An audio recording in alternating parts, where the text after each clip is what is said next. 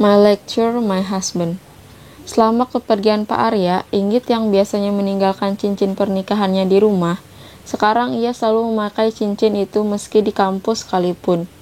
Hal itu membuat Yuda dan I memandang dengan heran, karena kelakuan Inggit yang tidak biasa. Selama Pak Arya pergi, Kara teratur mengantar jemput Inggit kuliah. Hal itu membuat beban tersendiri di hati Inggit. Hanif bilang ke Inggit kalau Kara tuh minggu ini perkuliahannya lagi pulang siang terus, sementara Inggit pulang sore. Jadi selama ini dia terus-terusan nunggu di kampus cuman untuk nganter Inggit pulang. Aku dengar jadwal kuliah kamu minggu ini kelarnya setengah hari. Kamu nunggu minimal 3 jam setiap harinya cuman untuk nunggu aku, kata Inggit. Kamu masih bisa gunain waktu itu untuk hal-hal lain, Kara. It's my time, Git. Dan aku gak pernah menyesal untuk nungguin kamu. Kenapa? Karena aku kangen sama kamu, jawab Kara. Entah kenapa hati Inggit berdenyut nyeri mendengar perkataan Kara. Inggit merasa bersalah karena nada yang digunakan terdengar begitu sedih. Aku juga kangen, kata Inggit dengan miris. Kara mendekatkan wajahnya ke Inggit yang membuat Inggit memundurkan tubuhnya. Ia memegang jarinya yang terbalut dengan cincin yang membuatnya memberanikan diri untuk mendorong tubuh Kara. Maaf, kata Inggit dengan tidak enak.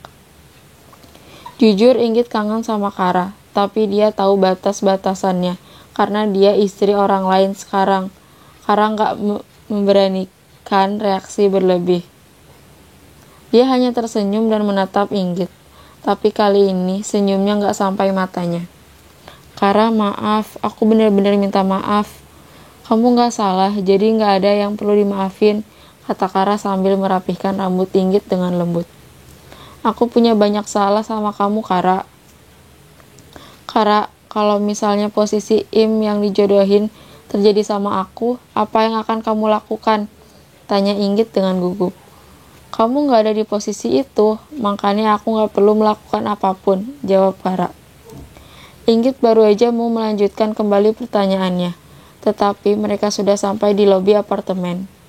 Hati-hati, jaga diri kamu baik-baik, oke? Kata Kara masih dengan senyuman menenangkan miliknya. Pada akhirnya, Inggit masuk ke dalam apartemen dengan perasaan semakin kalut.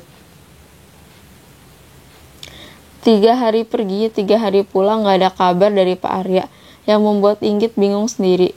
Ia akhirnya memilih untuk menelpon Pak Arya lebih dulu. Seenggaknya dia tahu Pak Arya baik-baik saja di sana.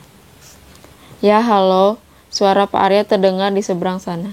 Selamat malam, Pak, ucap Inggit spontan. Ada apa? Tanya Pak Arya bingung.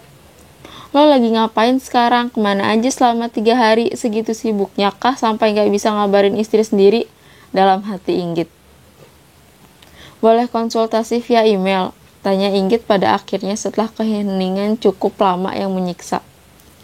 Email kamu gak akan terbaca, lebih baik tunggu saya pulang. Kerjakan sebisa dulu, timpal Pak Arya. Ada lagi? Ada lagi katanya, gak ada niat nanyain kabar gue selama ditinggal apa? Udah makan atau belum gitu? Masih di kampus apa udah pulang? Dalam hati Inggit. Gak ada, Pak, timpal Inggit ketus pada akhirnya. Inggit baru saja mau mematikan sambungan itu, tapi suara Pak Arya sudah lebih dulu menginterupsi. Lusa saya sudah bisa pulang. Saya rasa saya perlu mengabari kamu supaya kamu tidak kaget nanti nemuin saya di kampus. Saya akan lebih kaget kalau nemuin Bapak di apartemen. Jangan lupa kunci pintu dan jendela. Selamat malam, kata Pak Arya. Setelah panggilan itu terputus gitu aja, yang membuat Inggit melempar handphonenya ke atas kasur. Dasar kanebo kering, kata Inggit.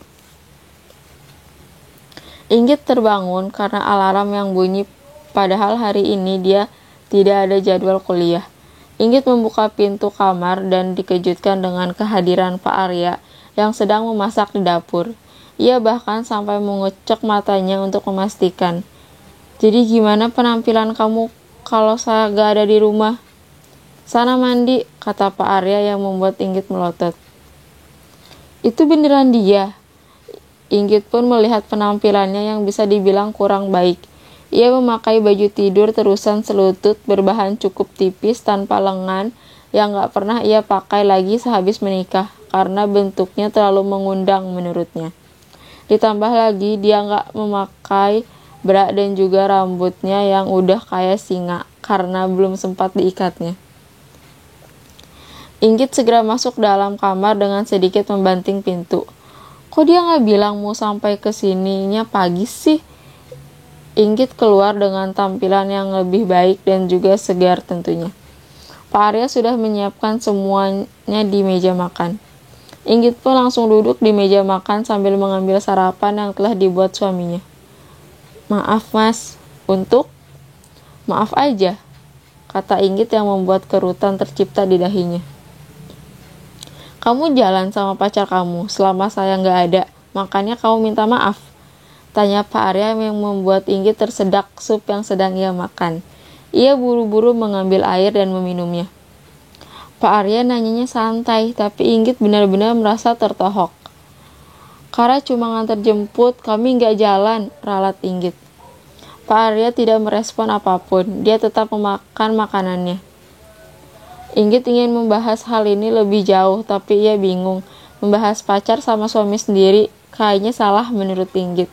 Jadi ia memilih untuk diam dan melanjutkan kembali makanan yang tertunda. Hari ini saya libur, kata Pak Arya. Ini maksudnya dia apa nih bilang kayak gitu? Cuma mau normasi atau malah dia ngajak jalan? Kayaknya option kedua itu agak gak mungkin deh, kata Inggit dalam hati. Terus? Tanya Inggit bingung. Kamu mau pergi kemana hari ini? Saya antar. Oke, jadi gini cara dosen kaku yang galak ngajak perempuan untuk jalan. Dia bersikap seolah jadi supir. Kebetulan isi kulkas sudah kosong dan ada film yang belum saya tonton di bioskop, kata Inggit pada akhirnya. Saya mandi dan siap-siap dulu, kata Pak Arya yang membuat Inggit menahan tangannya. Gak ada mall yang buka jam 8 pagi gini, mas. Mending istirahat dulu dan nanti sore baru kita pergi, kata Inggit yang menghentikan langkah Pak Arya.